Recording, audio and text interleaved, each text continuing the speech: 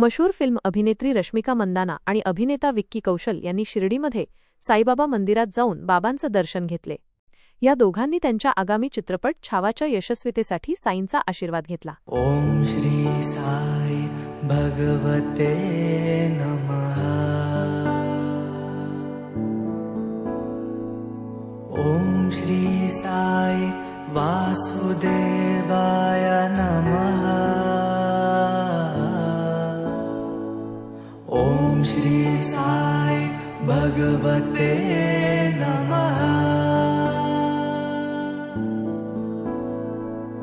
ओम श्री साई सिद्धेश्वराय नमः।